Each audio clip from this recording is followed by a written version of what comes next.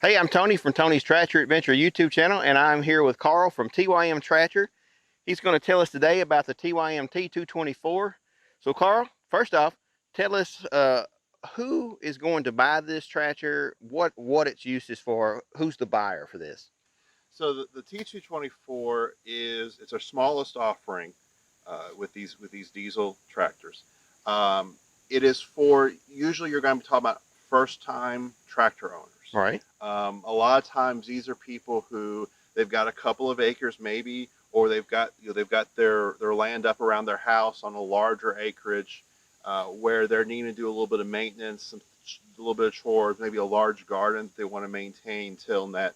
A lot of times you have people who they've been using a mower, a zero-turn mower, or a riding lawnmower, and they need something more than just something with a mower deck on it. Okay. Well, let's talk about horsepower, engines a little bit, and then we'll work our way down the tractor. So it's a 22 horsepower Yanmar engine. So this is a Yanmar, and everybody knows that I'm a big fan of Yanmar, but let's talk about the transmission on this thing. Okay. So it's a two-range hydrostatic transmission. So again, since you have a lot of people coming from mowers and those things, and you have a lot of first-time tractor operators, and let's face it, not everybody's learned how to drive a stick in a car. Well, sure. And I'll cut in here and just tell you one thing from my past. I grew up on a farm, big tractors and gear shifters, but I went off and had my career. I come back and I wanted a tractor, and I went with hydrostatic, even though I have experience in the past, but I find now that it was just such an easy thing to slip right into a hydrostatic. It's so easy to operate. Yeah, so you just got your forward reverse. You go on with life. Like I said, it's very familiar experience for first time tractor operators. You've got the two ranges, so you use the low range for your actual working range, Right. and then your high range is your travel range when you're not loaded down and trying to get from point A to point B. So if I'm going to be tilling with a tiller, or I got a box blade, I'm going to stay in low range. Yeah. But if I'm going to go to point A to point B, like if I want to throw a bag of mulch in the bucket and run across the other side of the yard, or maybe down the road to my neighbors or something, I'll throw it up in high range, two-wheel drive. Yeah. Yeah. Okay. Because that leads us to the next thing. Yeah. Yeah. So it does have four-wheel drive on it. All of our tractors have four-wheel drive, and that does a few things. It adds weight to it because you've got the much larger axle, and you've got better traction because you're using actual drive tires rather than your generic straight tires that that don't give you anything there. And so yeah, so you have that flexibility. You do want to use four-wheel drive if you're doing a lot of front end loader work. Sure. Just to protect yourself, give you a little bit better stability. Now on this tractor, you were talking about the hydrostatic. Does this tractor? I know some of the TYM tractors have auto throttle. Yeah. So Explain that too, because that's for a lot of people that's a new concept. yeah, all of our current models that have a hydrostatic transmission have auto throttle on them in one form or another. So what auto throttle does is it kind of gives you this hybrid best of both worlds between your hydrostatic convenience, but also some of the flexibility you have with the standard transmission with a separate throttle pedal. Because there you take, and if you need a little bit extra energy, you push down the throttle pedal, you get it revs the engine up. Same thing happens here. As you're going forward, the more you press forward, or the reverse pedal for that matter, it's going to increase your engine speed to give you more power on demand. So the further you push it down, the faster you go, not only because you're pushing the pedal down farther, but the engine RPMs raise up as well. So you got more power. That's I've used it now, and I never knew what I was missing. So now that I've been on a tractor with auto throttle, loader work is so much easier. I think it's the best thing in the world for loader work. Is you're pushing in the load, you as you come to the end of your load and you're going to scoop up, you let off, and the throttle goes down, and you curl your bucket, you back out, and then when you're going to go where you're going to go, it picks back up and you're speeding back up again. That's a great feature. But you can still manually control the throttle for, say, your rotary cutter or tiller, right? Yeah. So what you're going to do is you still have a hand throttle control, and you're going to set that wherever you need it. So if you're doing PTO work, then you can go ahead and get your engine speed where it needs to be to drive your PTO at the right speed, and then use your pedal. And basically, it's kind of neat. It's actually just you've got an extra throttle cable going, just like on your hand throttle controls. It's an extra throttle cable, so it's a mechanical linkage. So there's really nothing, very simple. Very simple. There's nothing to break, or it's not gonna, there's not one more piece of complexity to it. But it makes the tractor very responsive when you need it. It feels a lot more like you're driving the tractor, and what you do with your feet actually goes to what happens on the tractor. Let me set up on this, and Sure. and I'll ask you questions as I see them. So the hydrostatic here on the right side, you push forward to go forward. Got the pedal to go backwards, and then here in the middle, there's a little lever here on the floor. What is this? What is this for? It's parking brake. So parking brake. So push down, push down. Yeah, push down, let up on that, and parking brake. And you're set. All right, there's a knob here in the center. It's got a turtle and a rabbit. What are we doing here? All right, so this like mini tractors, it has a 3-point hitch, right? And that controls the rate of descent for your 3-point links. So there are times where if like with a box blade or something like that, where you want to go, you want to hit the ground, want to engage. You want to be on the ground, right? And so if you're going up and down, and when you're ready to drop it, you drop it, right? There are other times when you have a tail wheel, or you have you have tines on a tiller, or even this mower deck. Right, you don't want to just slam it to the ground. You don't want to slam it to the ground. It's a good way to break things. No, absolutely. So you would just turn this knob, turn that to a slower position, let your tiller down low, not break the tines off. It'll float down it'll float down a lot easier, and give you a lot more life on your implement. So we've got the slow return valve talked about here. We know that it's going to keep us from like slamming our stuff to the ground.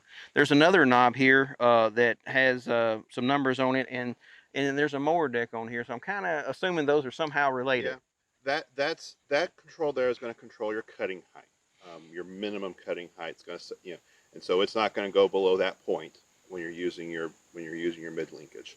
And then you've also got over on your right side, you've got your up and down, which is when you're mowing, you come across a stump or something you want to avoid, and you kick your deck up, and then you let it back down. And it's also another reason why you use your slow return control is when you're using your mower deck and you're stump jumping, it doesn't have that drop. Doesn't have the drop, and also let's face it, sometimes we're bad at judging when we've cleared the stump. Absolutely. And so having a little bit slower means that even if you're putting it down, it gives you a little more time to miss the stump. Right. Well, it takes out operator error out. So I see that especially like on the tillers and the rotary cutters. You go to the end and spin around and drop it. This is a prime example of that. Mm-hmm. So if I set this now, I'm gonna recap this so you tell me if I'm wrong.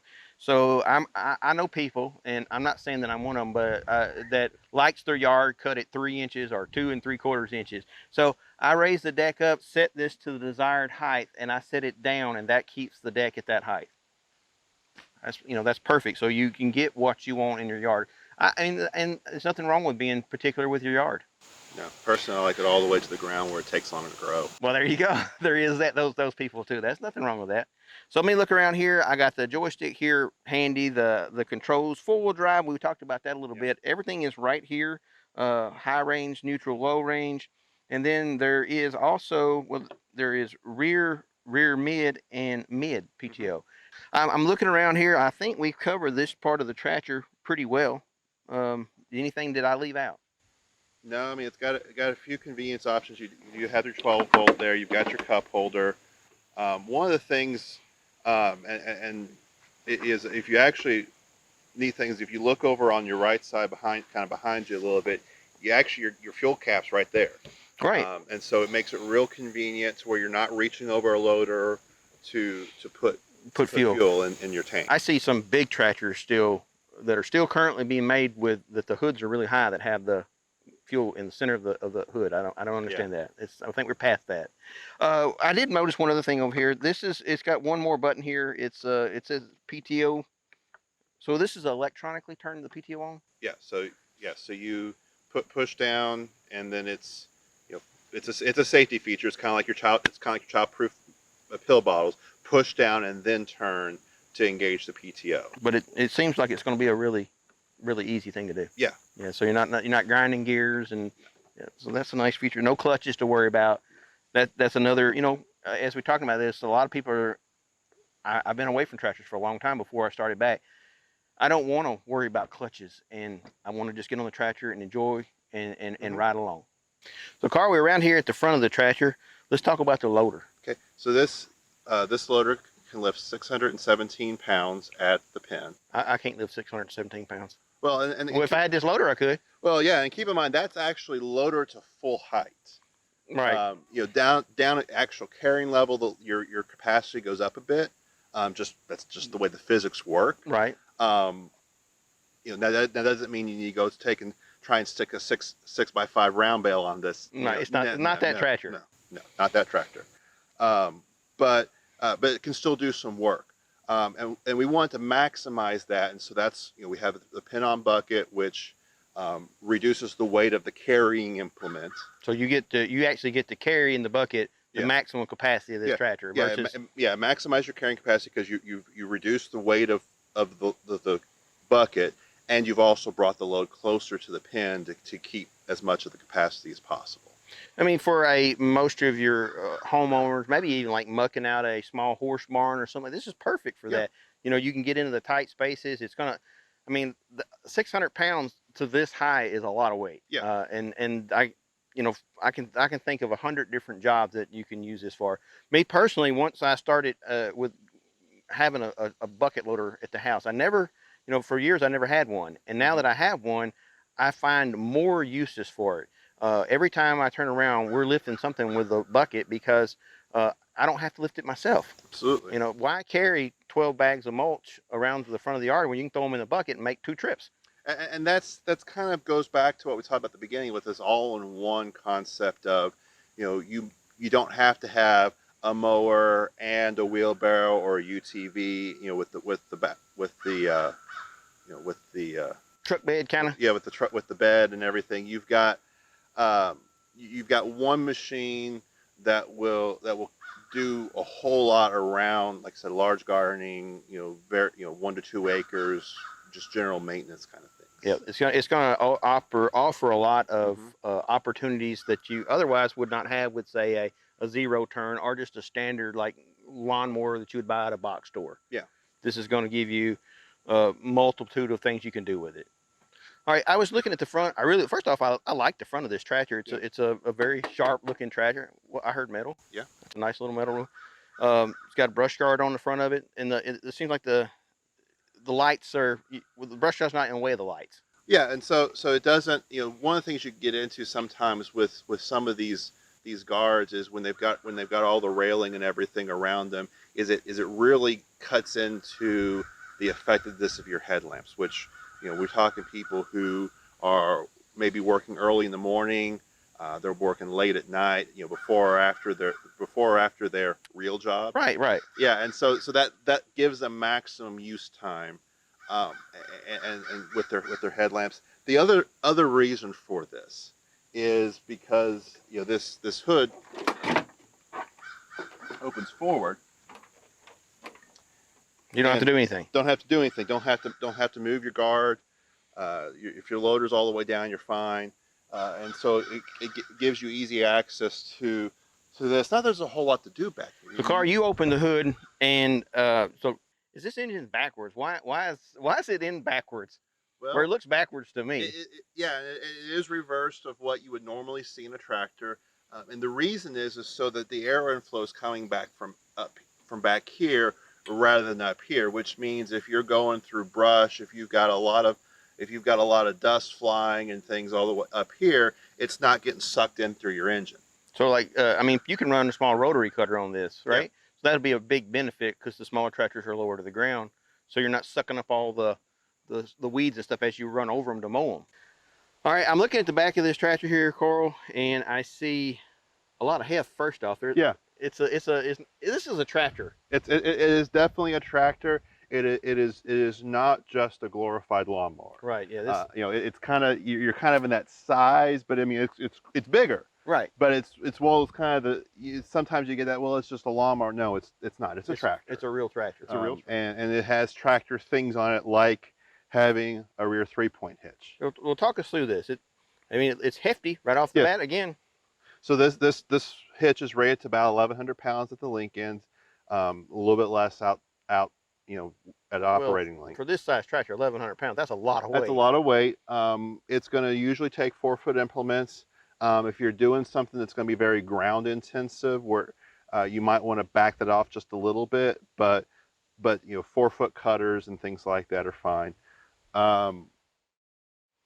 And so yeah, and the other thing is these are category 1 balls, so it'll fit the pins for a category 1 implement. You might want to watch it though, because it is a little bit narrower than your standard Cat 1 linkages. Now that is something that's pretty much universal across all the subcompact tractors. Yeah, they're all going to be narrow, and actually some subcompact tractors and this size are what they kind of call Cat 0, where it's actually they're smaller, it's smaller diameter pins, so that so you just can't go to the box store and buy something.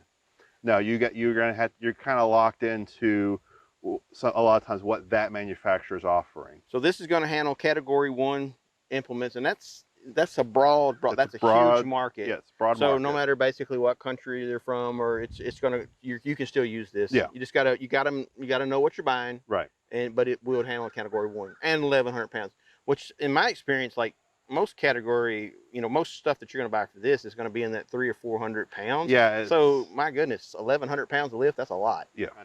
All right, I see this rollover protection system here. ROPS, I believe. Yep. All right, that's not fitting in my garage the way it's set right now. No, and so you got that, or if you're mowing your yard, you got trees with low branches. So this is a folding ROPS, so you can pull the pins, pull it down, and put the pins back in to kind of lock it in its folded position. That way, if you have those little overheads, all you have to do is duck. Carl, this mower deck here, it looks to be like a drive over deck. Yeah, it's got those metal plates and things on it, just so you can get up and over if you want to. When we come out here, I was going to point out, when we first come out here, we had the cameras out, and Carl was out here mowing this, and this was pretty thick, nasty. This is not yard, and it didn't seem to really care. No, I mean it was brush hogged before, but it still had some height to it and some moisture to it. Cause I mean it's still morning right now. Still morning, yeah, and it didn't really care. It just mowed right through all this. So if it can do this, it can definitely mow your yard. Yeah. So how wide is this mower deck? It's 54-inch mower deck. So it is drive over, so that's going to be convenient to take it on and off. Say if you want to do loader work or tiller work or something like that. Yeah. Now have we forgot anything? Well, we do want to talk a little bit more maybe about the loader. Okay. We talk about this, it's how easy it is to work. Yeah, and so this it's a quick attach loader, because let's face it, if you're out mowing and you're mowing around a bunch of trees, you don't want to have to account for the being further out on the loader. Good, that's a good. Now, yeah, I see that now. You just kind of, my light went on in my head. If I'm mowing, I don't want this necessarily on the front all the time. So if I take this off, you can mow with it on, obviously. Yeah. All right, but so if I take this off, how long does it take to take it off? Once you're used to it, and depending upon what kind of surface you're parking it on, 2 to 5 minutes. Does this tractor come with a backhoe? This tractor does come with a backhoe. In fact, it's actually the one model in our lineup where you can have the loader, the mower deck, and the backhoe all installed and operational, and functional at the same time. So if you come in at the end of the day and you, like yesterday, you missed the last 2 inches, the last 2 feet of your yard, you don't have to take the backhoe. If you had the backhoe and loader, you can run out there and mow and put it back away and not have to take it off. Well, Carl, I appreciate you showing us around the T224. This is a nice tractor, especially for a first-time tractor buyer, somebody with some small acreage. They just need a little bit more than a zero turn or a riding mower. This is going to get it done. And again, I thank you for showing me around. I really appreciate it, man. Thank you, Tony.